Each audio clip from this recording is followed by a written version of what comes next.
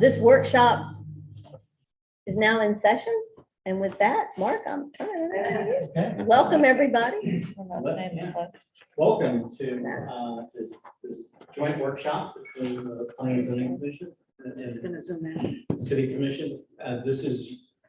We've done this a few times, but it's pretty rare to have both boards together. It's usually only done a handful of times in most communities. So, but you guys are the most important constituencies for the land development code update. As you know, we were contracted back in the spring to start the process of updating the city's land development code. We've done some of our own exploration and worked with the code for several months, both for the purposes of thinking through this update, but also just, as we're also your planning consultant, we've been applying your code. So we have some thoughts about your code. We've also sat down and met with staff, and they did for us what we're going to ask you guys to do tonight. We're going to give you a presentation, which Ida is going to do. It's more or less for orientation. It'll explain some of the components of the land development code, talk about the process. But really, this is a night for you guys to give us some feedback about your experiences with the land development code, what it is you like, what it is you don't like. These things, comments can be very general, they can be very specific. You know, this is just your opportunity to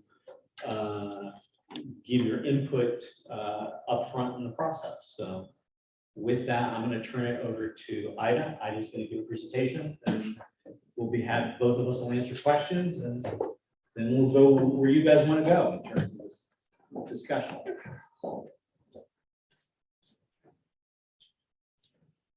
Testing.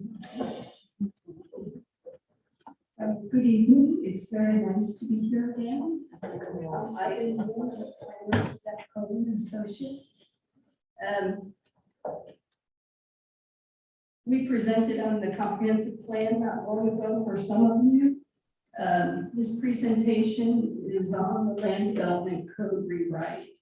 There's an element, of course, that touches on the comprehensive plan, but basically we're talking about a new project, new goals, tasks.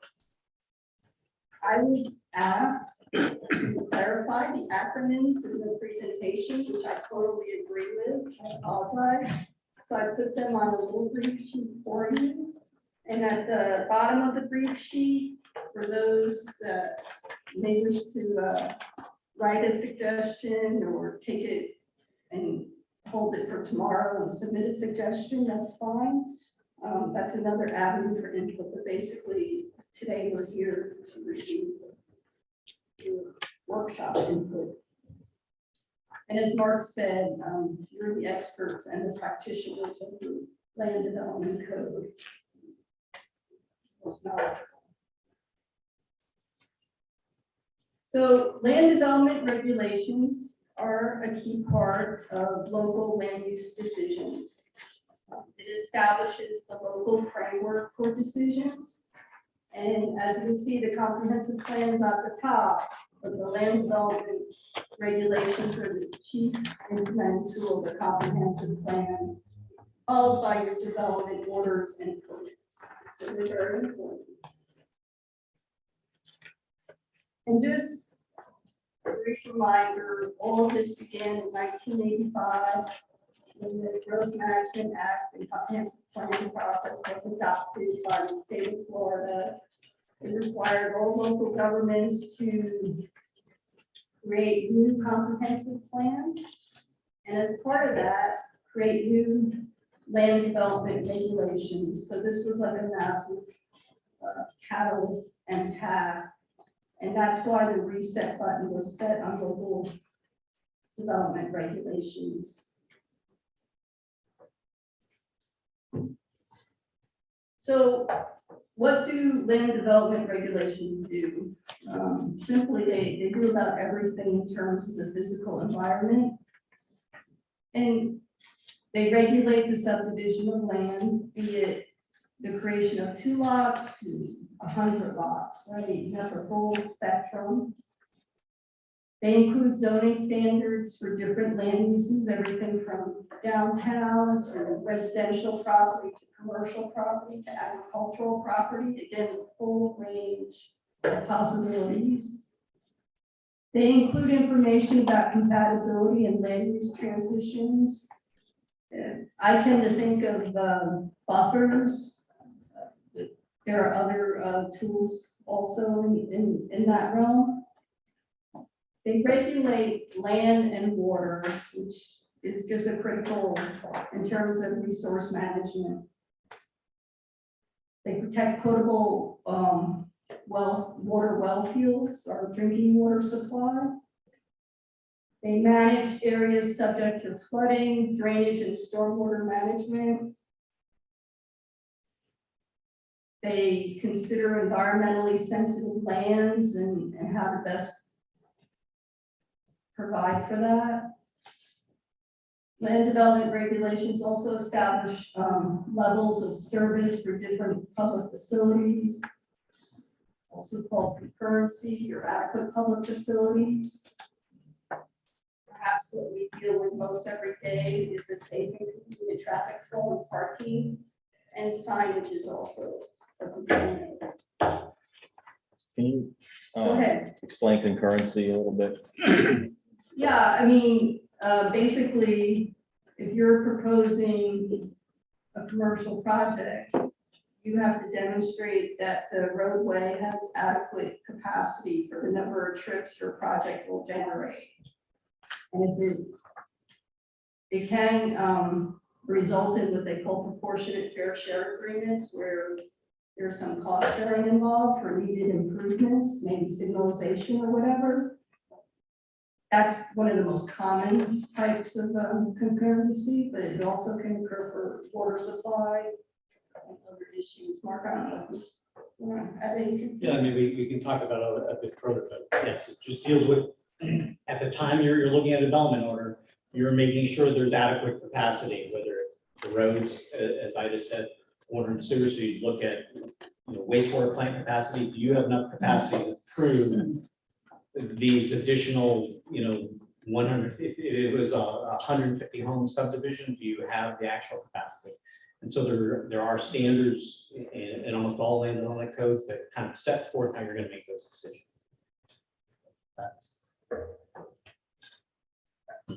So it's not a stretch to say that the land development code touches on all phases of community life, especially the built environment.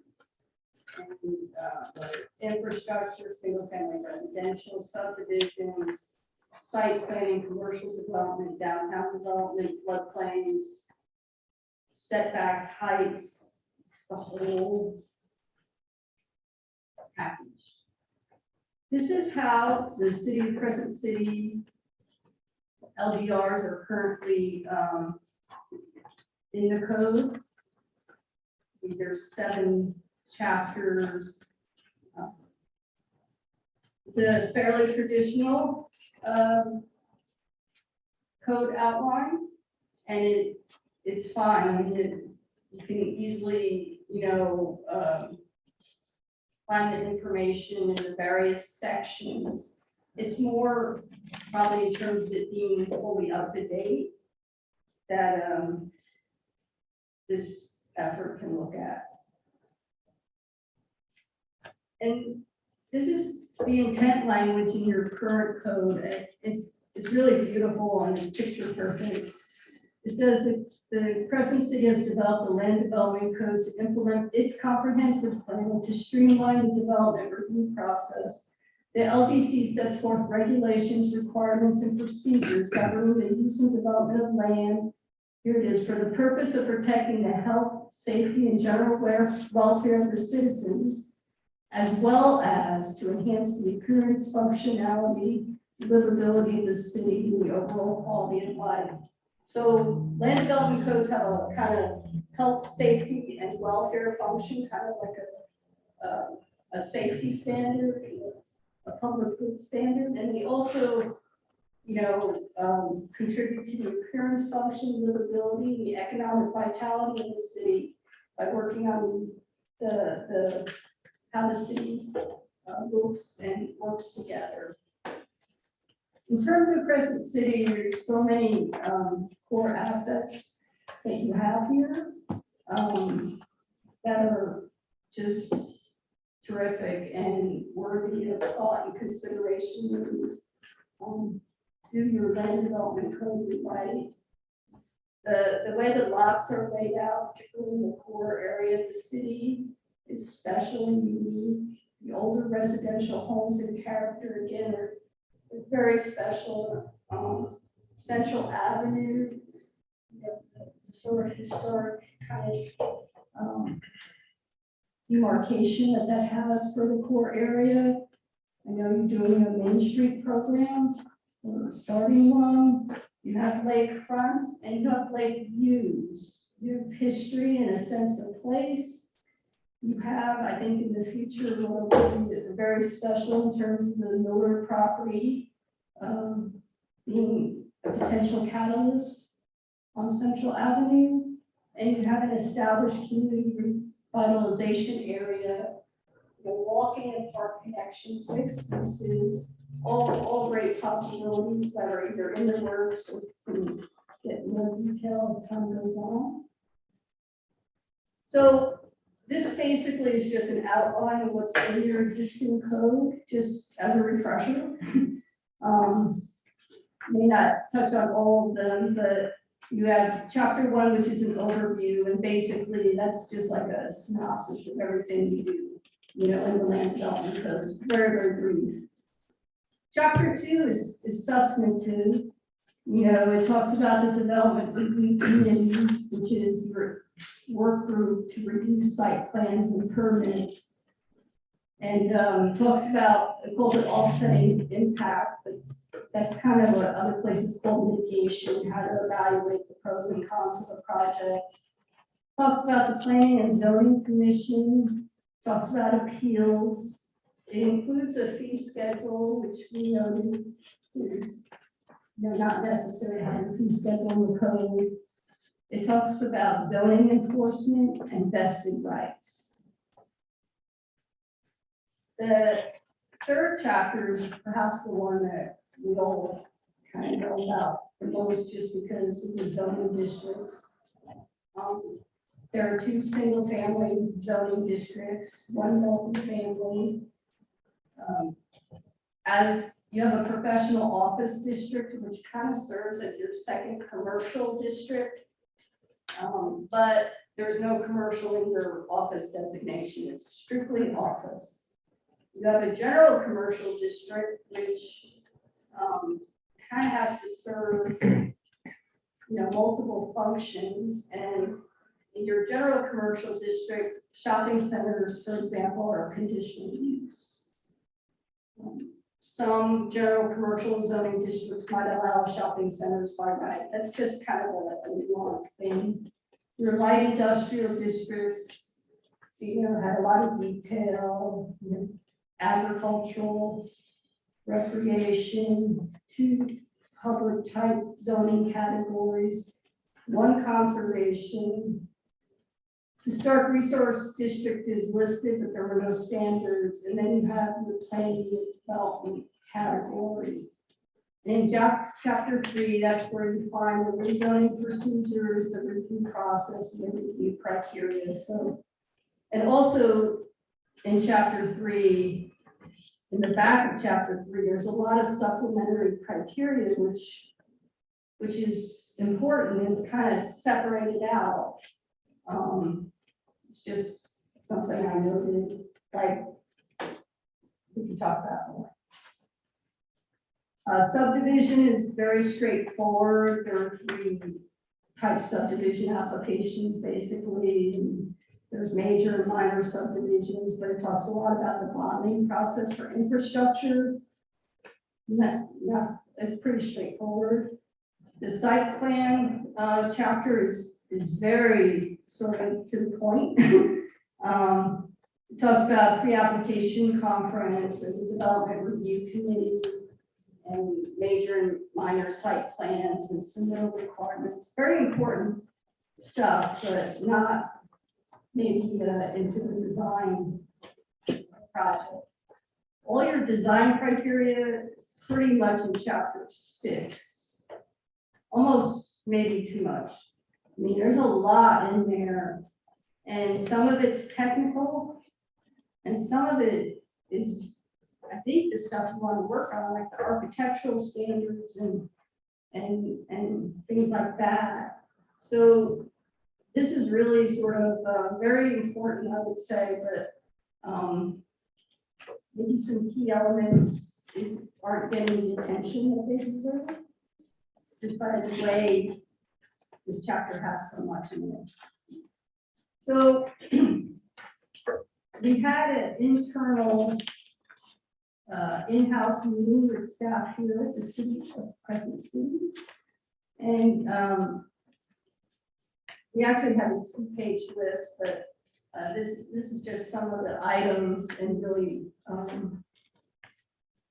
the key items that came up.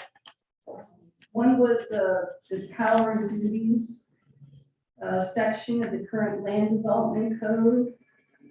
What can be done administratively, what can be done solely by the planning and zoning commission, and what actions or approvals or recommendations should have this planning and zoning commission and city commission approval.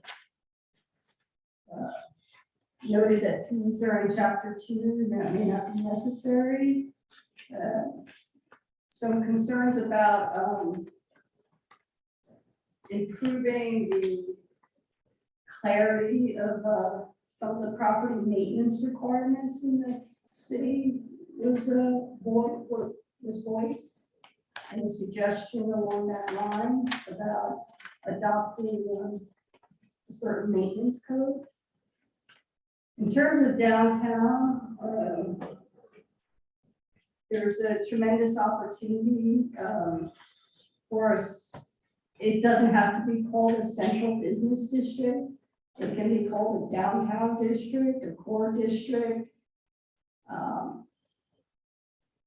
downtown retail, just something that is more tailored and specific to the downtown, that's complementary to what you already have on the books. Central Avenue could serve as the core of the downtown district, but because single family is adjacent to it, extra care would need to be applied. It's just some type of downtown zoning district with less, required parking, more sharing of resources, more density, more mixed use. Something that would work with your CRA and complement it. And then in terms of design, what you have is a good start, but I would say that design has progressed to the point that you may want to consider including more design elements in the code, particularly including windows and transparency requirements, articulation, just so it's not all flat, maybe requirement regarding entrances, that sort of thing. You already have in your shopping center architectural guidelines some language about materials and changing the materials periodically, but commercial design standards are now like really routine and really known, and there are a lot of possibilities that wouldn't be overly burdensome to just up the level of review on those. That would also, I think, really pay dividends in terms of an attractive outcome. The alleys are an asset, but they're not really being, used as an asset for the community. Landscaping, buffer, and tree protections. Of course, there's a lot of expertise available for that. And also fence materials and requirements. That's always something that I think people are generally interested in looking at data. So Just kind of to generally summarize, downtown context changes, more, maybe perhaps more small scale commercial uses, encouraging connectivity and parking, stormwater sharing. That's historic preservation and design, something that complements your CRA. Also notice that you have, and maybe you all can help me with this, you have architectural design references on your website. The chapter, there are guidelines on your website, but they're not in the code. I'm not sure what their status On the is. land development code? Yeah, I I'm not believe sure they what- were never it adopted. says it was adopted in 2018. Yeah, There's an ordinance. there's an ordinance. Yeah, I read the okay. ordinance. It was adopted and then modified in 18, I think. In 18, I think it was adopted in 2012 and modified possibly. Yeah, maybe I need some updating on that too. I mean, there's No clue. a lot of really positive language in that could be refreshed and looked at and incorporated right back into your code if that's your desire. Tree protection, landscaping, and just maybe just tying together all the steps of the development process a little bit cleaner, so people don't think they're done and then discover there's another section, right?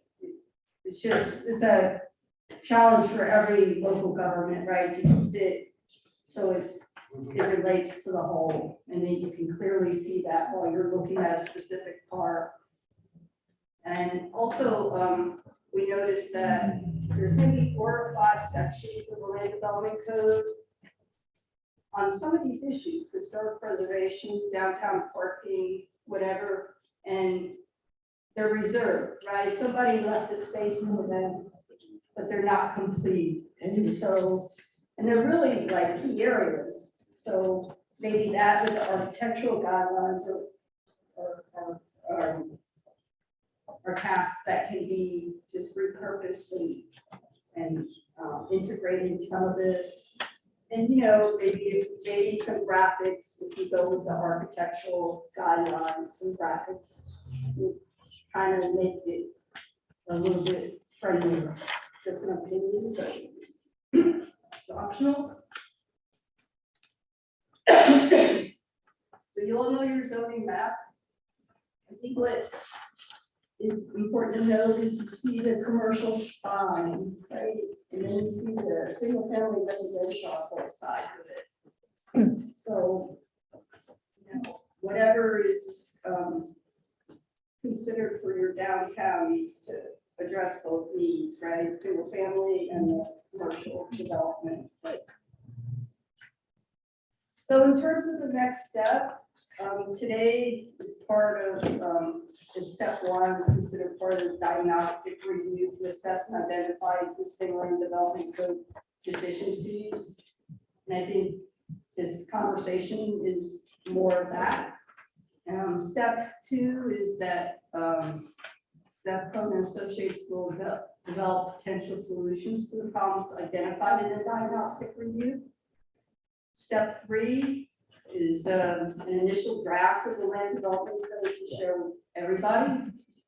And step 4 is to present the land development code and the zoning map to the planning and the zoning commission and the city council for adoption. So that concludes my presentation, but I'm sure you all want to get into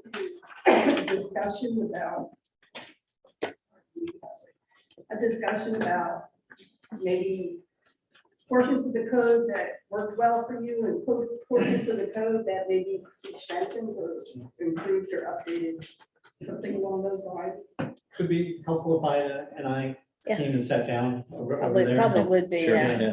If you can, that'd be great. Yeah, One of the things I like encourage you to think about with the potential development that may come as a result, particularly of the Bass Pro Shop property. If someone were to build another plaza, just like the Save-A-Lot Plaza, would you want it to look different? Yeah. Or if someone bought, remember last week or sometime Mr. Miller was in here and his property, it's actually zoned residential. Somebody bought it and said, I'm gonna put 60 homes in there. Do we want 0 lot lines or do we want a wider lot width? You know, what do we want that to look like? Those are kind of things to think about, like get something new. Do we want it to look like what we've got, or do we want something with more trees or thicker buffer, or landscape islands in the parking lot, or a wider lot? I'm renting a house in Willaca in a subdivision, brand new subdivision that I guess started 15 or 20 years ago and finally building out. They're really wide lots. Like I discovered when I was mowing it, it's really wide lot. And I thought, oh, Willaca must have a really wide minimum lot width. Otherwise they would have packed them in here like sardines. So that's something we need to think about. Like, what do we want the developer to do? We want to allow sardine development or, you know, or maybe if the house is a certain size, we're okay with that. If it's a big Yeah, house, yeah. that kind of thing. Those are things I think about when you think about what's coming. How do you want that to look? Well, is this where you talk about architectural integrity of what you want things to be? For example, I lived in Longwood for years, and they had a code where, because you had 2 highways that came through it.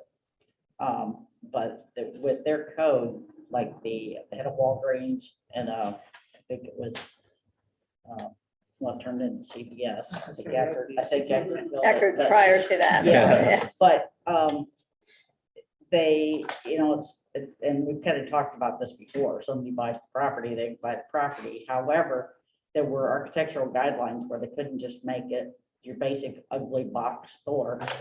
And like the Walgreens, for example, had, you know, it just had architectural features and it was brick and it just looked attractive, fit into the historic town. And they did that with CVS a little differently. So is this where those kinds of requirements would go? Mhm.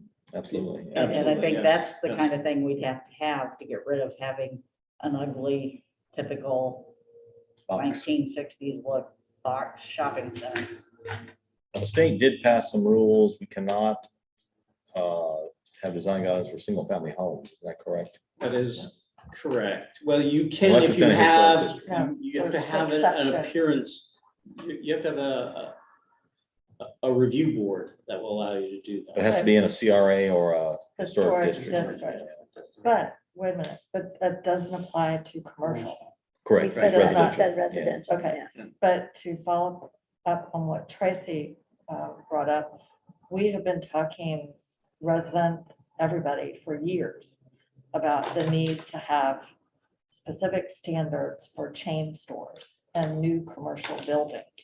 Because she's absolutely right. And I think we've talked about this at the commission. There's towns all over the place that have architectural standards for chain stores. I know, I've not spent much time in Longwood, but I know Port Orange does, gas stations, all kinds of stores. So you certainly can, And- you'd either, as part of your town or townwide, you can limit corporate architecture if you wish to do so. Whether it's a corporation or any commercial building. Tracy's absolutely right. When you go to a place that has these standards, the appearance is incredibly better. And certainly chain stores obviously have these elements in their repertoire. And they're used to providing them, correct? Yeah, If several the- models. If the community insists on it, they'll do it if they want to be in that market. If they want to be here bad enough, they'll do it. Well, like, can I add something, like the O'Reillys or the AutoZone, like those buildings could look completely different, that would look a little more like the historic architecture of this town. I mean, when AutoZone came in, it's right up the street from me, and it doesn't, but they will, like you said, if we include requirements for them to make it look a certain way, they'll do it. I mean, it's only gonna be $10,000 or something for them to put in, it's a $1.5 million store, so $10,000 is nothing. I'll send you that ordinance. we have some design standards for commercial.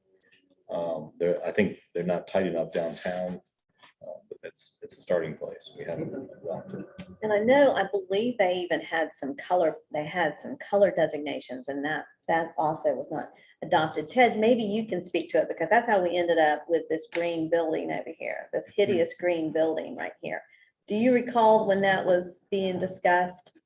After the fact. After the fact, Yes. okay.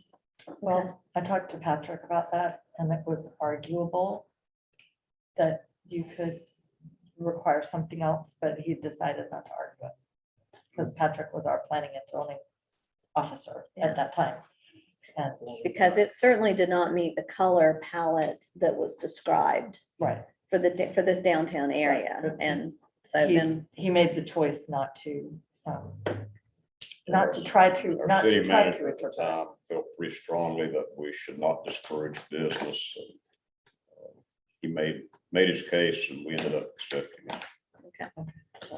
Well, in a situation like that, Cricket would have come regardless of the color of the building. I can guarantee you, they would have been here regardless of the color of the building, but that's okay, it's behind us.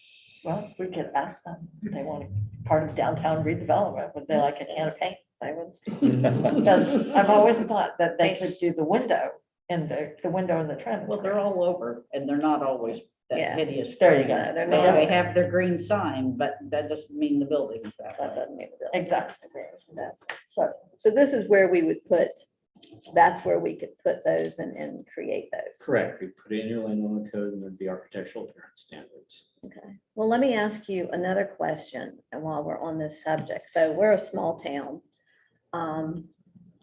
We now have 3 auto parts stores in the town. If somebody else wanted to come in, do we have the opportunity to, as we give out our business licenses for these, do we have the opportunity to prohibit that? Like if we don't want next door over here to be a car dealership? Because it's right in the middle of our CRA. Is there anything that we can do with this code that would help us? Yes, those are actually two different There are two different. questions, two different questions. So yes, you certainly can have One is tight and special the other is zoning too many. for your core area, your downtown, and you can, list uses that you don't think are, Okay. contributing to your success as a main street or CRA. So certainly, there are a number of communities that would prohibit a used car lot in their downtown. Okay. But another auto parts store, which is what the rumor has it, we're getting another one. Is there a limit to like, okay, we That's don't a- want any more auto stores? That's a little bit more difficult Yeah, to regulate than certain areas, because you do have to have the ability to have a wide variety of uses, and people have the ability to make choices in terms of what businesses they want to set up. You see this all the time where you'll see an intersection with 3 Fast foods. 3 pharmacies, Or 3 pharmacies. fast food, and there's actually a whole science behind why it makes sense to do that. But the answer is yes, you could spread them out. The problem with that is you have to have some basis. You can't just say, God, I have this general feeling that we have too many auto parts. You'd have to have a good reason why 4 doesn't work. well, it's my understanding that that kind of basis usually more pertains to things like a proliferation of secondhand stores or pawn shops. You have to have some kind of negative Right, impact on the rest of the Right. community, There would have to be correct? some findings. So it would be a lot easier to come up with findings associated with maybe a proliferation of pawn shops than auto. But, Well, see, one of now, the for ways you example, can I limit think- them is by having some parent standards that, you'll only have people that come into this market that, really Yeah. want to be. I keep threatening to have an Adam and Eve store here. I think this one down here in town would be a perfect place for it. And there's really not much they could do if I wanted to do that, is there? So, Not right now. Now, look, you need to clarify that because otherwise it's gonna be all over town. Commissioner Burton is opening this up. No, I'm So, not really. Well, you This have to is have some- hypothetical, very hypothetical. So I've got this nice rundown building down there now. It used to be kind of in good shape. But I've decided I'm gonna put an Adam and Eve in there. Is there a way to say no to something like that? you have to do something. You can say no to certain locations. You have to, you know, there are all sorts of businesses that are constitutionally protected. And so you have to have some location. You can't prohibit them everywhere in your town. Newport Ritchie only allowed them in light industrial. Right, and you can. Literally. So there was one out there in the industrial park. That's the only place. That's what I mean. I mean, you go down 17 and they're around, you know. Where do we have light industrial other than that one that was rezoned behind the shopping center? The ice house, the old ice Yeah. house. There's not much, I mean, Isn't it out but you have to there? allow somewhere, and that would be an option. oh, well, there's where your Adam and Eve can go. Maitland had the same thing. It was Yeah, only in don't light worry, industry. I don't have anything in writing yet. So we need to make sure that, I think we need to determine what is it we want to protect? What do we want to Yeah. protect here? And then possibly go from there. So you're saying, obviously, you don't want an Adam and Eve out here on 17 in our, right in our downtown corridor or just our whole corridor through town. Where would we put something like that type of a business? We would want to put that in a designated light industrial. Okay. Now, right now, automotive is actually a conditional use, I think, in general commercial. So can you explain the process of approving or denying a conditional use application? Okay, well, conditional uses, there are, let's just back up.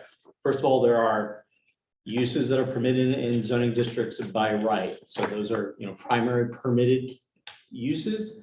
And then there are what some communities call conditional uses. Some of them call them special use permits. Some of them call them special exceptions. And they are uses that do make sense in that district, but require special conditions in order to make them compatible.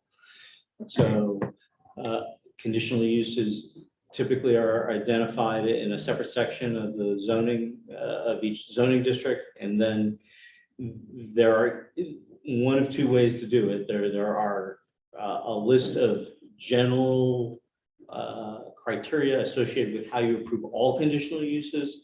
You're gonna look at compatibility, you're gonna look at things like buffer, or you can set forth, you know, very specific standards right in your code, in which case they have to meet both the general and the specific criteria. And usually that is brought to, usually it's done by the planning and zoning commission. Is there a certain number Planning of board. boxes that they can check those boxes? You have to approve them, or? Yes, you know, so sometimes they have to meet all the, you know, you can establish it so that they meet all the criteria. And usually when there's specific criteria, they have to meet all that criteria. Sometimes there's the more general criteria that apply to all conditional uses that sometimes are more open to interpretation. But that's how conditional uses work. And currently, we probably don't have specific guidelines, do we? You do for some uses you have. But not consistent. No, not necessarily consistent. Okay. And then some of the things you want to look at, you know, like there's a conditional use for alcoholic beverage sales in the downtown. And is that something that you guys want to continue to do? Or is this like you know, if somebody wants to come in and do an alcoholic beverage establishment, you know, restaurant bar, should they be permitted by right? So like, especially in this area through our CRA, if we've got restaurants wanting to come in, they've got to come in and get the conditional use permit in order to sell alcohol in that facility, in that location. Okay. So, but we could lift that through. You through certainly this. could, We could lift as that. part of that, and most downtowns do Probably, allow I that. would think they would probably would lift that Okay, to encourage. but the part about Sorry? residential being so close, that is a tremendous issue. And it usually works better. Just because you have a standard and a conditional use doesn't mean you're gonna grant it. But there's such a potential negative effect if someone is allowed to have a bar by right without meeting certain standards, then you can really have a bad effect on your neighborhood. Well, I think state statute establishes a buffer and the local municipality can waive it. Right. But I'm- it's there by I'm not statute. talking about You that. could have a buffer standard in your code that gets applied and it doesn't, they don't have to go through this conditional use process. It Right, just depends. But you don't have to make the conditional use difficult, and when you consider that, you have to think about what kind of mix of uses do you want?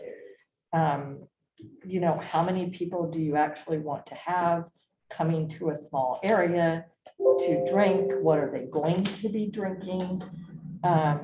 That's the kind of thing that can have a negative effect very quickly, and you don't have to make it a difficult process, but I think that given our tight, compact, small nature, that's probably something we want to maintain some control over. Well, I don't know about that, because if you want restaurants to come to town, they're gonna wanna have, We're gonna wanna have alcohol. yeah, Yeah, they they're gonna certainly have don't want alcohol. beer I and mean, I wine. don't know why it's a big deal. We got a walk-up window.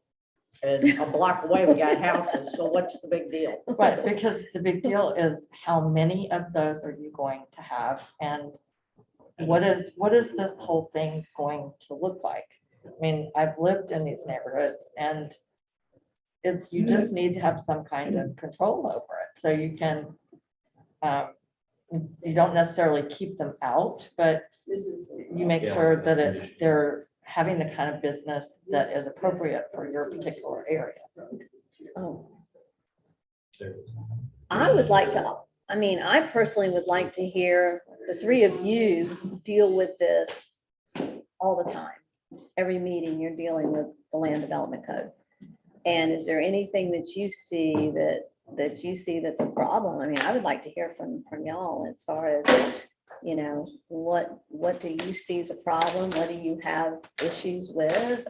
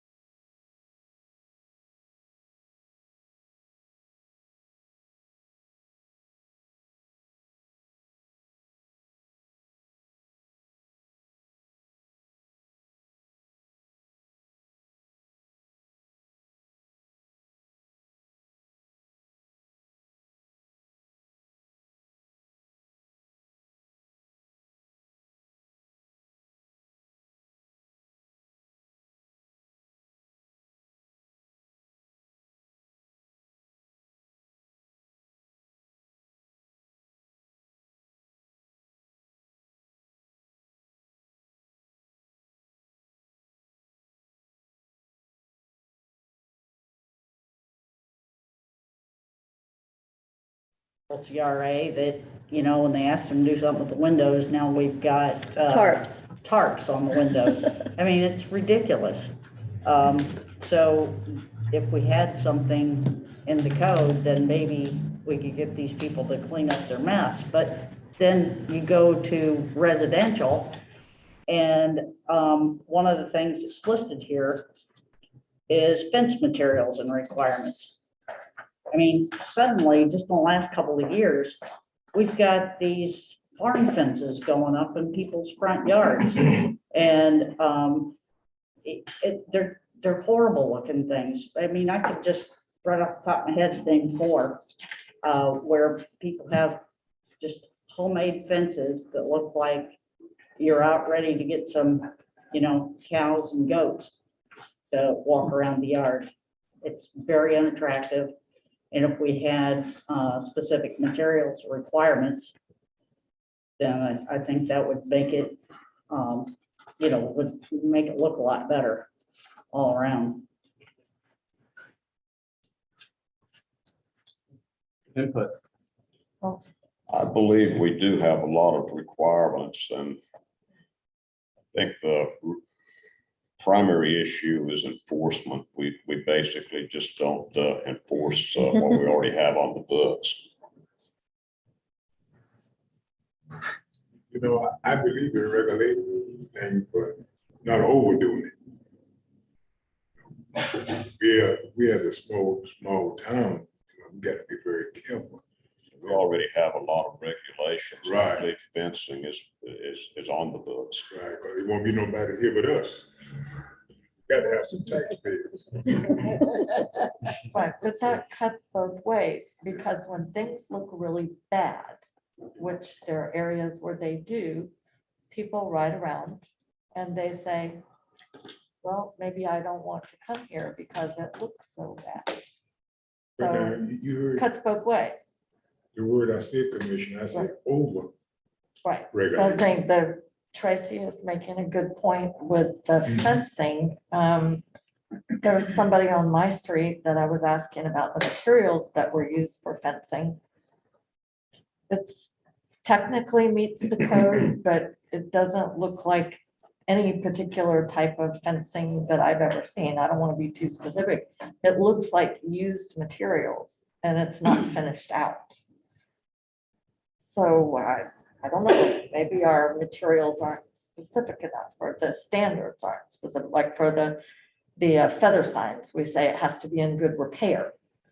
I would say I have seen some fencing that even when it's first put up, it does not look like it's in good repair.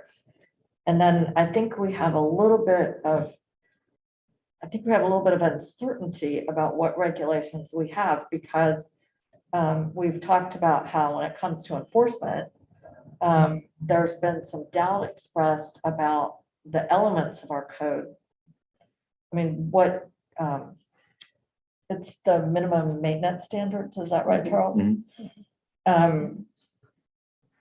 It's been discussed that in order to, make people keep their property so the building's not falling down, so the windows aren't boarded up, that we would need the minimum maintenance standards.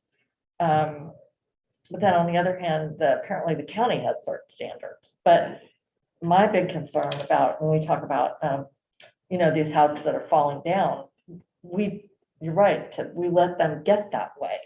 So the question is, do we have the tools we need to keep the houses or the buildings from getting to the point where they need to be demolished before we do anything about it?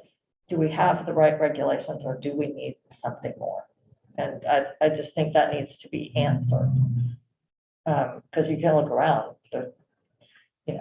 are we not enforcing it, or do we not have what we need to enforce? We don't, Right now, we have a lot of boarded up buildings. right? And nobody's lived in them since I've lived here, and most of them look like nobody's lived in them for a long time, and they are falling apart.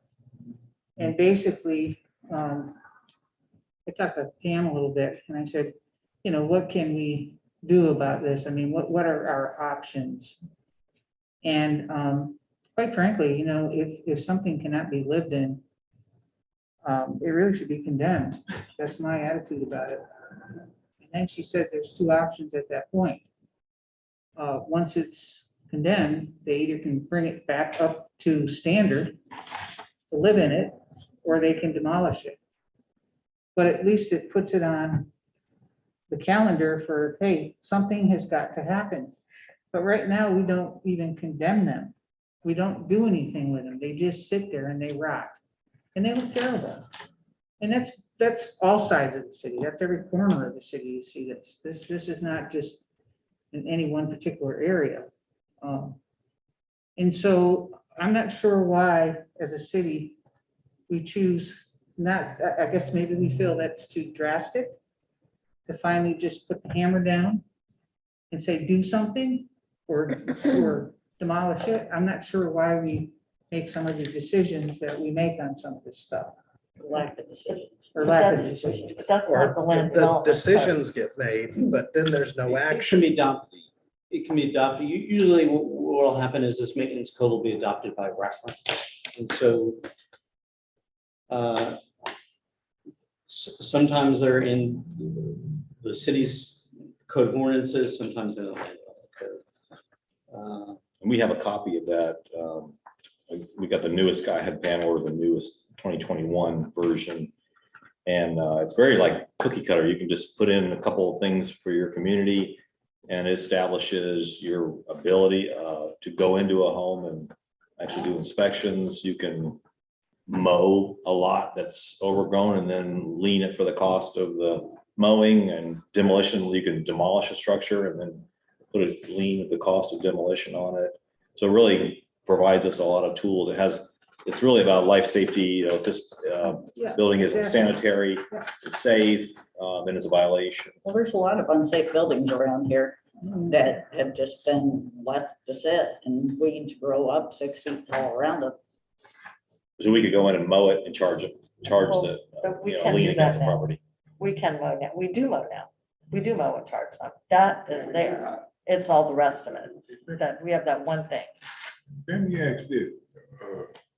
Now, this workshop supposed to be on land development Right. code rewriting, right? Right. Well, how did we get to tearing down bolted up windows in this meeting? Because we're talking about minimum maintenance standards that will be added into Okay, that code you already did? rewrite. Yeah. Okay, I'm sorry, I'm late. No, that's okay. That's okay. No, it I was just wanted to know mentioned, what- and look so like we was that's, going down the wrong yeah, road. we're just Okay. opening up that discussion, what can be added in here as we go through this rewrite. Have you worked in communities that did not have that, and then they have adopted those minimum maintenance standards? Have you worked with any communities, and what's been give us the experience of that and what we can Well- kind of expect as we go forward if we try to do Transition. that? You can expect that there'll be some reaction. You'll get some property owners that will probably show up at meetings and explain. They'll have their long sad stories about, first of all, why they can't do what they're being asked to do, but then also this has, been in the family. It's, a valuable asset, and you're trying to, destroy it and take it away from it. So you will get that reaction. And how so- do they handle those reactions? Well, first of all, you have to have the will to go forward and do that. You have to have the conviction that this is something that's needed and what's best for the entire community. Obviously, you have compassion for those people. I've literally dealt with people that we had to move crying off the property. Okay. So that they, so that the bulldozer could operate. So Were there a I flood of understand. cases at the Wait a beginning? second. yes, there certainly was.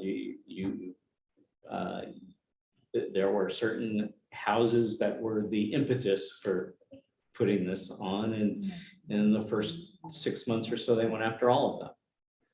So they just full steam ahead. They went full steam ahead, It's yeah. full steam ahead. You have to have the conviction, that We need- where sometimes it becomes difficult is, what happens with the subsequent elected officials. Usually the elected officials who adopt these standards usually have the convictions to kind of follow through. Okay. But what happens is a few years later, other people are in, and sometimes then momentum is lost. Well, in most cases that I'm talking about, people are not living in these houses.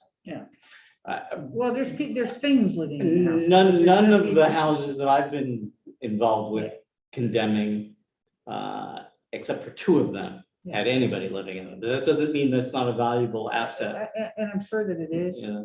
but it's not a valuable asset after it gets to a certain point. And it's not necessarily that you're taking away the property. It's just the dilapidated house that's actually unhealthy, not safe, Yeah. should come You have to down. look at And But they're they never still, gonna they fix. still own the property. And then on the other hand, there will be a handful of people who are just grateful that you're going to condemn it and, knock it down for them because they don't have the. Well, you the- see the- both sides of it here because the effect that it has on other people's property values. Right. Yeah, And if this person's trying to sell their property and this place over here is abandoned, there's people coming in and out of it, it's gonna be very difficult. So you've limited that homeowner. So it's one of But that's those, just one topic that we have here today. yeah. Now, I noticed when you put up the zoning thing, you had a list of things that were. Conditional uses. Conditional use, everything was. Well, there's a, No, it was a Just about smaller list than allowable use. yeah, there was a Just lot. about everything that we do here is a conditional use. That was the allowable list, and then when they got down, the shorter one was conditional.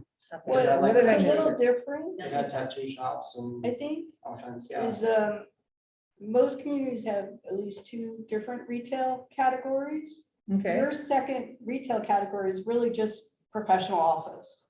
So Yeah. you have everything in general commercial. This is all allowed.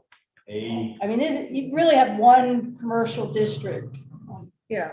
A And through then JJ. those are the Yeah. And it applies to the entire city. Well, Right. and here's the So it's conditional not use. separated out here for Right. for Usually a there's a CRA. neighborhood It's commercial. just a blanket across the whole city. And we can change any of that we want. to change. Usually there's like a I mean, neighborhood just about commercial everything's or a under those small. conditional uses. Lingerie modeling stores. That's Commissioner Conditional Burton. use. There you go. Yeah. Adult Welcome, entertainment stores. Victoria's Well, Secret. I'm just joking when I say that, but in all Fortune honesty. tellers. But those conditional uses, do they have requirements for each one of those? Do we currently have that? Or is it just say that's a conditional use, you have to have a conditional use?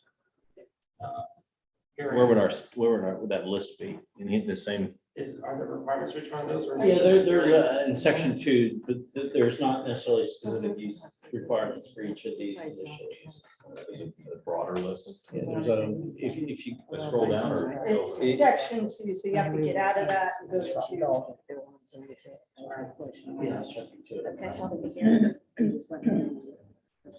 Okay, Go to 2, so let me know. and it's toward. She's got her the- hand raised. It's toward the back, like, maybe. We have, I believe, Veronica, she's one of our zoning board members. She is on Zoom and has her hand raised to speak on Zoom. Okay. There's the conditional, so these There are it is. the criteria the general criteria. Okay. Let's cross this off your list. You did that. Bam, gone. Not detrimental to character or inconsistent with trends of development in the area, does not have an unduly adverse effect on existing traffic patterns, movements, and intensity, is consistent with a comprehensive plan and will not adversely affect the public interest.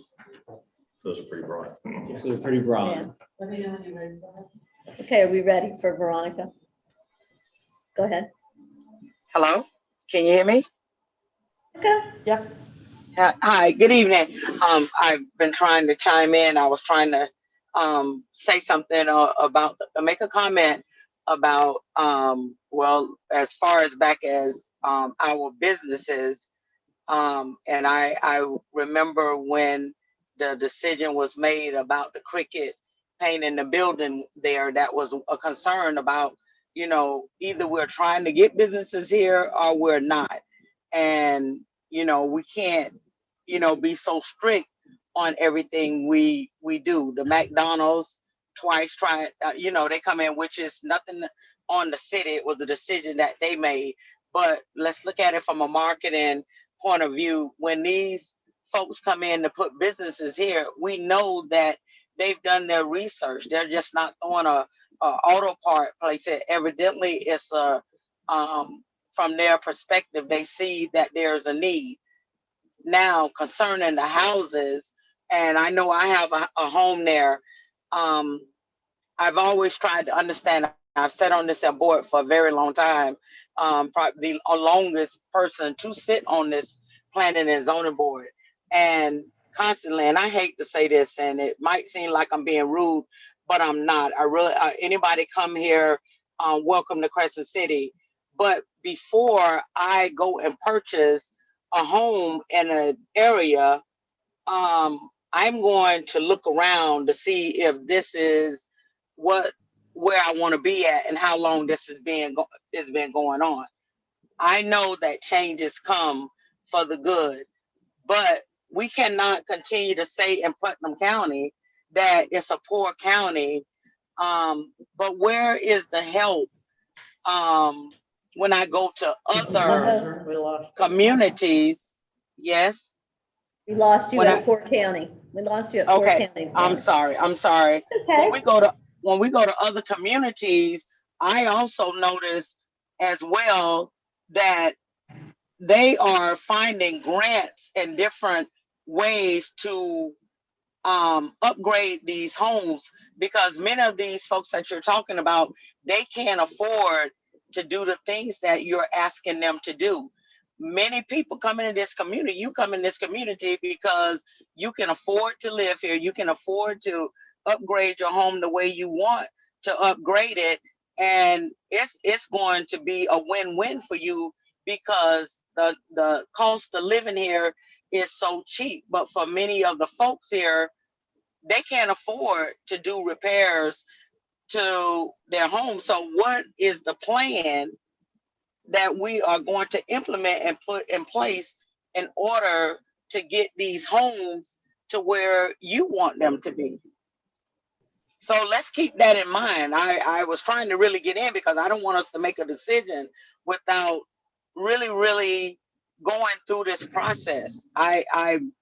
You know, let's not be selfish about it, because you're worrying about the value of your property. And I know that when that's important, but this was like this when you got here. So we have to work together and see how we can assist those folks that cannot afford it, that don't have the money that you may have in order to upgrade your property whenever you want. So let's just keep that in mind before we selfishly and inconsiderately make decisions, make it all about one person or an And individual. Let's not do that. I agree, Veronica, in that we have that as we go forward with this, that's a very good point. As we go forward with this, if we decide to adopt these minimum maintenance standards, that we're going to have to make some determinations as to how we handle that, because we have a lot of elderly people here in the community that the upkeep of their house, they depend on family members somewhere else. You know, we have there are a lot of issues at play here with some of these homes. It's not because they wanted them to go into disrepair. It's because they really didn't have a choice. I think a lot of the examples I know I've seen are unoccupied. Right. I think Yeah. the real offenders are the Talking about. abandoned or I vacated think homes. that's more, me too, because I think that's more what we're talking about is those homes, like there's a home right over here on North Prospect that just sits empty. The Two. fence is now fallen down. What, Two of them. You know, well, the one I'm talking about right I here know. is, Right you by know, my Do you house. guys participate in the county's community development block grant programs Yeah. for housing rehab and that sort of stuff? yes. Not Ship, recently. the We're applying ship, for the ship CDBG program, the ship program. infrastructure, Okay, but not. so the you're housing. gonna It's- do it as a small city independent? Yes. Okay. Okay, but Mayor, could I say something about Veronica's comments and Sure. what you said? When I think to say that you just go in and bulldoze buildings that aren't meeting a standard, you have to be more specific than that. There's several kinds of properties we're talking about. Homestead property that people live in. That's a whole different ball of wax. Mhm. And there are many programs to assist people. There are grants, there's CDBG, there's SHIP. Some communities have programs called Neighbor Helping Neighbor. That's something that you can actually use to help owner occupied or local landlords help maintain their properties, you know, help them buy paint. I mean, we had 2 buildings in the downtown. So you've got your homestead or your owner occupied property. Then you've got, non-homestead property, commercial or residential. And then you've got rentals. And rentals, I think in this city are a big problem because we have a lot of rentals that are extremely substandard. And a lot of them are commercial rentals. Some of them I don't even think are fit for people to live in. But Veronica has a good point. I don't think as a city, and the mayor does too, we're not in the business of putting people out of their homes. No. And we should be getting programs to help them. Yeah. And then And the other. personally, I don't mean to cut you off, Lisa. I Yeah. have that house on Main Street, if I could afford to fix it right away, I don't like it looking like that. I know it doesn't look good. If I could afford to fix that building right away, it would have been fixed. Honestly, I don't like it looking like that. I don't like it looking like that. But I can't afford to go in and pay the money to get it fixed the way, you know, that it should look. I don't have the money right now, you know, but you know, so I would have to do some other things that would, you know, just really, really put me in a bad financial position long term if I was to fix that building right now. So I don't like, I can't come out my pocket right now like you may can or anybody. I can't do that right now. And Don't look at there's a me. lot of situation like that. Well, but- So, you know, For This is- tonight, this is all Yeah, discussion. Yeah, this is just And discussion. this is stuff that we're looking at, you know, especially the adoption of the International Property Maintenance Code and stuff. I don't even really know what that is yet. I don't have it in front of me. I don't know what it's involved with or anything. It wasn't meant to get you kind of rattled up tonight. It's, nothing happens tonight. It's all of this is discussion. And we just kind of need to move forward here. And the important thing, there's a process for all Yeah, this. Yeah. there's definitely. It's a nothing process. that happens. Yeah, so automatically. tonight, Veronica, we're Yeah, just kind of hashing it, we're kind of hashing it out. And That saying, Veronica, to give you some kind of idea, it's Kip here. We spoke at the last meeting. I think we addressed Pam. We're in front of the Planning and Zoning Commission now with the RVs, Yeah. recreational vehicles, boats, trailers. And it was already pointed out that 33 current residents, current homes, occupied homes in Crescent city limits are in violation of the current ordinance, mhm. which we've done absolutely nothing about. All right, if we violated, there's little or no follow-up. I know in one case, the gentleman on North Prospect, been a resident forever. I've met him several times. Wonderful man.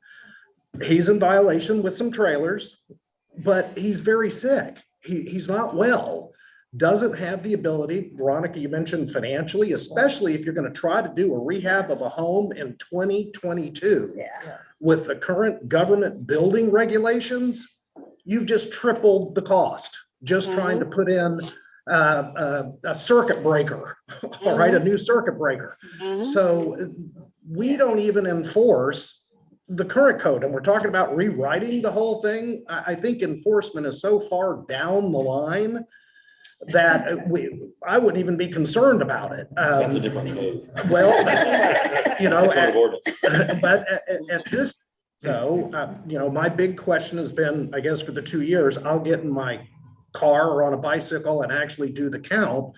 But I would love to know the total number of residential homes, rental, whatever, are inside the city limits of Crescent City.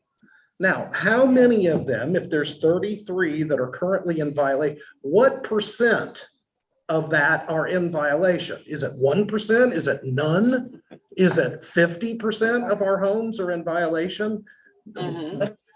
Some standards and start to enforce it is just. gonna Well, we get have worse. standards and we don't enforce it. That's my point. We need to begin to enforce this, and Yeah, I how agree. are we going to, if there's only 33 homes, Yeah, that seems to me like a big working weekend for the most of us, and we could probably take care of those 33 homes pretty quick. All right, shove a couple of trailers in the backyard to get them in front of the front plane of the house. Throw up a couple of fences. That 33 homes. What are we talking? We're not talking about a nuclear incident here. Okay, but Now that's back just to the the trailer. back to the code for just a second. Certainly, we could address this very easily with unoccupied homes. All right. We don't learn anything. We've kind of gotten ourselves in sort of a bureaucratic entanglement with the current Legion building. All right, with our Masonic temple, Masonic lodge. temple. Yeah. That building probably should have been torn down 30, 40 years ago. Here we are 20 years ago, 10 years ago.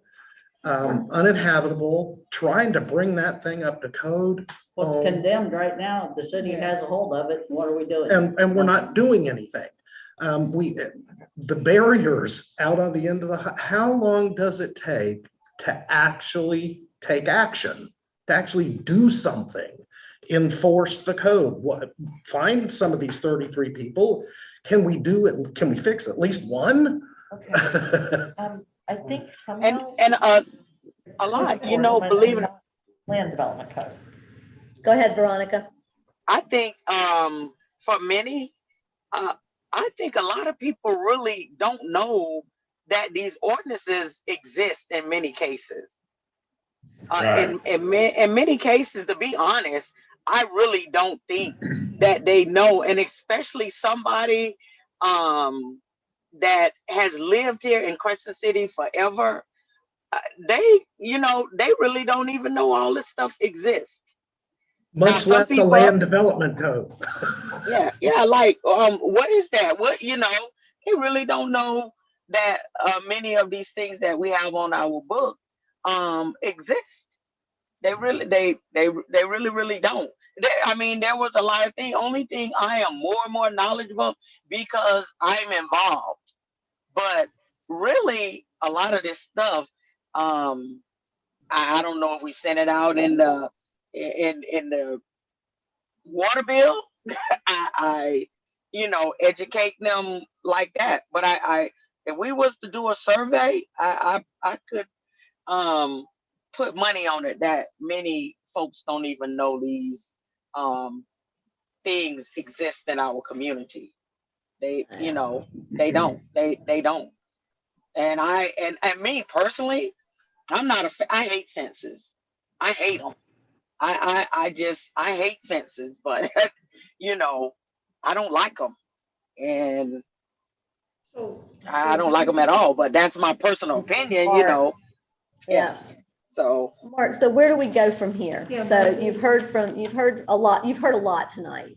So where do we take this? Where are you going to take this? What is your recommendation?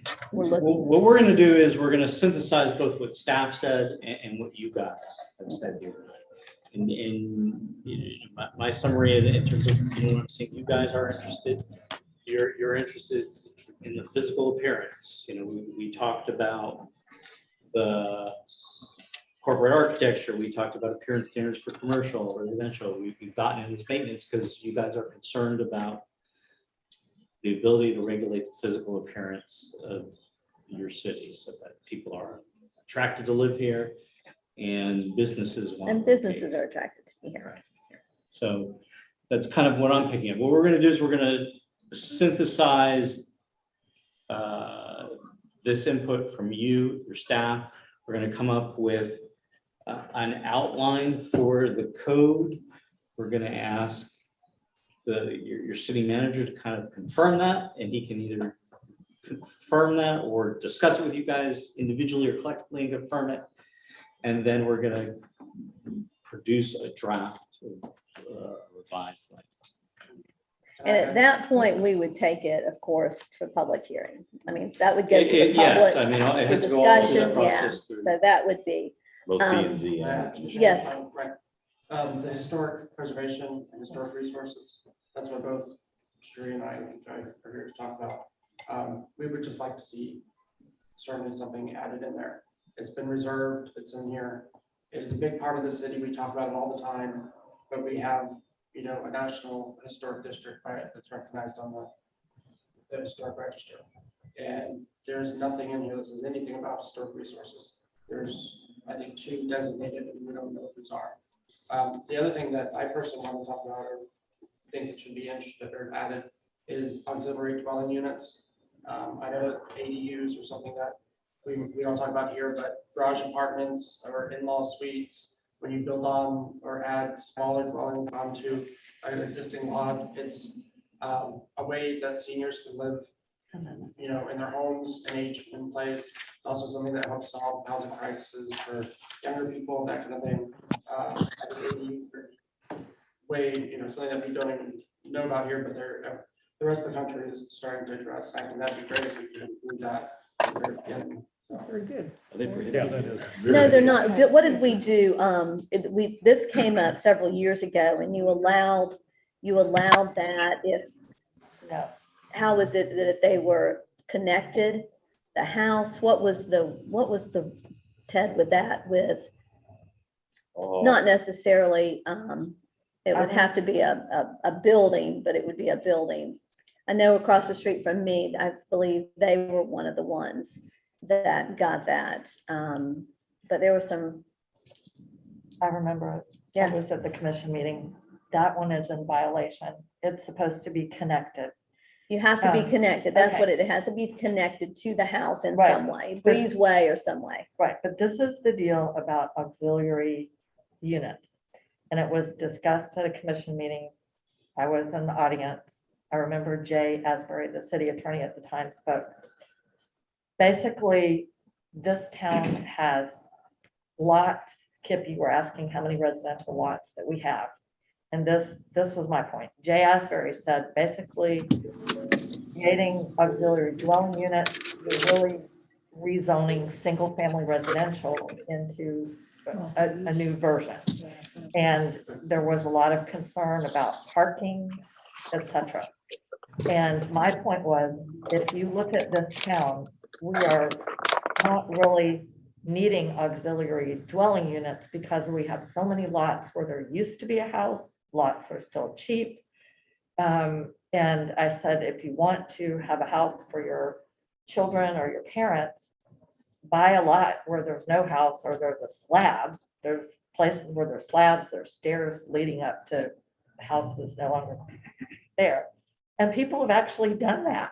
Yeah. There are people, I think so, what he's referring to though is you've got some seniors that don't want to be in a house by themselves, that they need that. They need somebody there to give them medication. They need a caregiver. And so that helps out with that situation. That's more what you're talking about, isn't it? So- Yes. The AARP is, Yeah. Yeah. you go to the AARP website, they have a whole booklet about ADUs and it actually gives you model regulations that. So, yeah, I'd like to talk about both those issues. Okay. Right? So there is the accessory dwelling units. So there is implementing legislation at the state that allows you to basically adopt provisions for accessory dwelling units. You're exempted from the density requirements in the comprehensive plan. So if you say that this is a district that allows, 4 units an acre, the state will allow you to basically add those additional dwelling units. The requirement is that it has to be rented to somebody who meets the standards for low and moderate income houses. So basically, the owner has to provide an affidavit that essentially says that this accessory dwelling unit is going to be rented to somebody who is of low and moderate income. Which could be It could very well be. their retired parents who it are very well could. on a fixed income. A lot of times can be your kids, it can be your mom or dad. But that's how ADUs work, and certainly it'd be something very easy for us to incorporate into your code. You guys have to tell us if that's what you want. so, but basically it's just subdividing.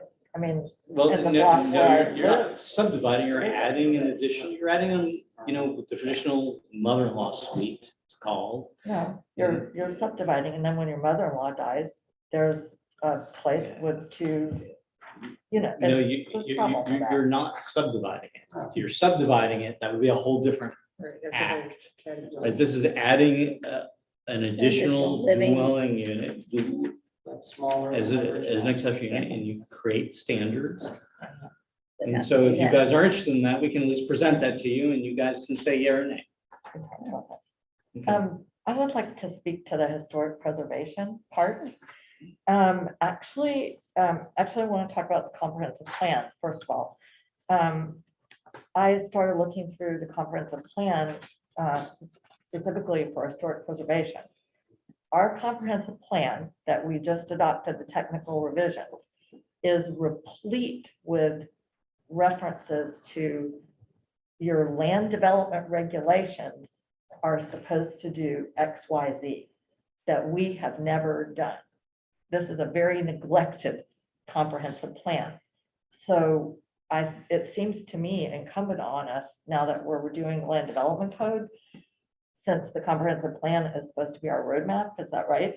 Mhm. That we should at least look at it. Yeah. And with respect to historic preservation, where And did you would this do go? that as part of this, as Yeah, part of and the we'll code do that. We'll development, to make identify sure those the two things. of them work in conjunction with one another. And then you guys That's will part have of to it, tell right. us, if this is no longer really a relevant subject or, Right, then but your there's- comp plan will need to be Yeah, changed. and then you come, yeah. Well, but things like, okay, so for historic preservation, there's 3 policies that are supposed to be implemented. Says we're supposed to have, ask the state to survey all residential structures with historic significance and ensure that they are registered on the state master site file. When they are identified and approved, referred to the city commission, and the comp plan says these historic structures, quote, shall be protected from degradation per objective A15 and the future land use element. The survey may already have been done. That's I- that's what. Right, that was, right. I think the comp plan happened. So we have had the survey. But it's interesting, the comprehensive plan says the structures shall be protected from degradation. We do not have an ordinance relating to protection of structures. This is very interesting. You guys want to know this. I want to know this. Everybody here is a member of the Historic Preservation Society. Says the city will assist and support the local historic preservation organization in its efforts to identify and preserve the historic structures. And also, the comprehensive plan calls for adopting a historic preservation ordinance that requires an updated inventory and maintenance of the city's historic structures. So that is in the comprehensive plan, and I think it's noted, the staff already noted that we have a historic district, but we don't have any ordinance. And then we did have a speaker come, I mentioned this in a commission meeting, the Historical Society had a speaker come. She's the president of the Florida Trust for Historic Preservation. And her suggestion is that we need to have the Historic Preservation Board and ordinances so that we can be a certified local government, because that creates eligibility for grants that do not require a match. So there we go. You just have to make a decision that this is something that you guys want to do. You'll have to have a board, you will have to have regulations, of course, Right. and you'll have to, review, any building plans that people have against the historic standards that get established. And so, I think we've got 2 things going on here. We've got the city with their land development code and historic regulations that they're going to put in there. And then you have a historic preservation committee that's separate from the city. And they can work together, but you can't jumble them they together. don't have to, the city would have to have its We'd own have to have sort of yeah. decision-making. You I have mean, to you have- might draw from Yeah. your historic preservation community. Sometimes we forget, we think we're a big city and we forget that we only have 1,600 people here and we're only 2.1 mile square. Sometimes we forget That's what I'm that. saying. You have to, Yeah. the thing about historic preservation, it is an area of expertise. Yeah. And you'll have to, you'll have to either staff for that or figure out how you're gonna, maintain sort of a volunteer corps that's actually knowledgeable enough to implement your ordinance. And how many properties are currently designated as historic properties inside Crescent City limits? Just two Well, versus contributing structures, there are No. a this lot is- of contributing structures. Yeah. No, it's on the historical board, there's only 2. the Spring Two. House and the Hubbard House. And The on the Hubbard board, House. There's a lot that are eligible. This Bunch is, of this eligible. is the deal.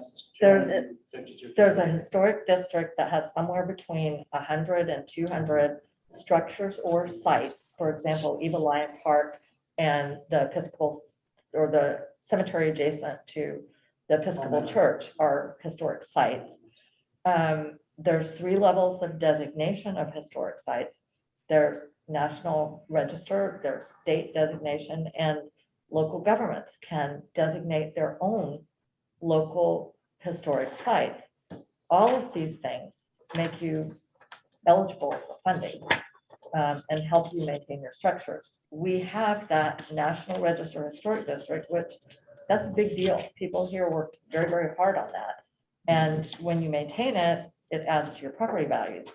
What we don't have is an ordinance. And there are very small towns in Florida, including smaller than Crescent City, that have historic preservation ordinances and boards.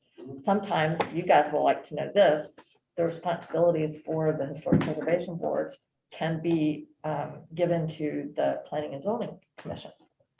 So that's But the because, other thing about our historic district right, is right now we have one that even has a plaque on it. That's been for sale for how many years now? 4? And nobody seems to want to buy it, called the Spray House. Why? Because in order to bring it up to the specifications, it needs to be brought up to. Oh, Very, you're talking, very expensive. yeah, you're talking. The business lot of- model only works if they rent the 6 rooms for about $1,000 a night each, Yeah. So there's 250 nights a year. You know, things sound. The things business Six plan will rooms. work. Sound very, 6 very rooms. easy to do. It's really just, it's just really not as easy to. The only thing that makes something historic is not age. Let me be clear, because I'm 67 and I'm not historic.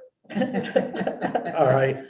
Just because it's old does not make it historic. What makes it historic is that somebody actually spent the time, money, and effort to keep it up, to upkeep it. The only reason the Colosseum in Rome is historic is because somebody's keeping it up. It's not because it's old. Anything over 100 years old, historic, only if it's still standing and you took care of it. Well, my house is over 100 years old and I didn't get a placard on it Yeah. because they told me I wasn't historic. Yeah, so, you know, the So Sprague let's wrap House, this up. the Let's- Sprague I'm House ready is to- gonna have a yeah, struggle. I here. think we're kind of, I think we're off we're topic. segmenting into other areas. So Mark, let's wrap this up. But anyway, historic. Costs a lot of money. Can't put the business model together. No. We'll take this information we got tonight, we'll take the information we have from staff, we'll synthesize it into topics that we will address.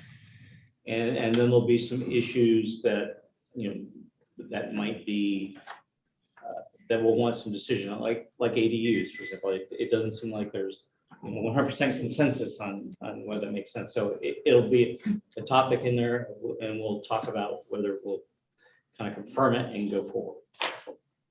Okay. so, okay, because Yes. You won't have to, Charles. I had a question that I did not get to ask. Okay, so urgency of some issues. We've talked about this before in the past, some of us have. Charles has referenced, you know, he thinks that things are going to pick up the pace because of the development north of us with Bass Pro Shops. I'm certainly very concerned about our appearance issues with, you know, the mayor mentioned this lot over here is for sale. I'm very concerned about the fact that apparently in our code, the tree ordinance is listed in residential areas. You can clear cut the entire property before you apply for a site plan. And that could have literally a disastrous effect. There's a residential lot right on 308 and Oakwood that was just, right, you visited, was completely clear. Is there anything that we can do to meet somewhat urgent issues that would affect our appearance on a temporary basis while the code is being worked on?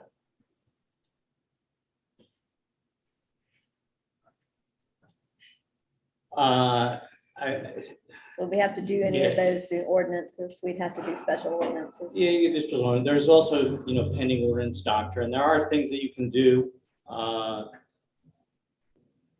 We would have to get legal counsel to, you know, specialized legal counsel that in land use and zoning to kind of work through those issues, so. Because, and the one other thing I wanted to ask is, what is the timeline for all these steps, 1 through 4? I mean, how long do you guesstimate it will take for us to go through the complete project process to adoption? Because these aren't easy issues. No. The plan would be to get the bulk of it done this fiscal year. We do think, however, that some of it will go into next fiscal year because of the adoption and notice process. Because Fair. it does concern me, the appearance issue. I mean, a lot can happen. Somebody can buy Yeah, we're all concerned about that. lots. Well, someone can buy lots or bring something in, and we're just kind of hanging out there under our current code, which does not address things like appearance. And then, so thank you for that. And I have some other issues, but if we have things that we did not get to mention, then we You can can get put them them on on here. that. Yeah, Correct. turn it in. That would be great. Okay. That'd be great. Do we have anything else? Is everybody, everybody?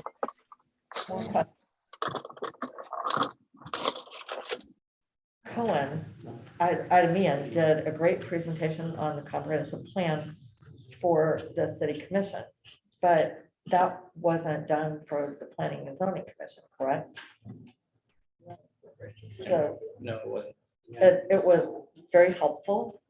Was it taped? Yes, So I It's on would, YouTube. it's on YouTube. right, It's I on would. YouTube. Well, So if they're interested in it, they can by What all was the means. date? Because I find them by the date. It was June 7th. June 7th? June Thanks. 7th, yeah. Right, so she. It was she did a just really good basic, job. yeah, she did a good job. It was a 101. And- I mean, we've kind of gone through it before, but we did a 101 on it. You can, it's on YouTube. Because if we don't understand our comp plan, I mean, that was the item at the top, right? That's supposed to Yes. guide everything. Yes. Okay, so are we good? We're Thank good. you very much. Thank you. And with that, if everybody's done, I'm going to adjourn this workshop. Thank you. Thank you all.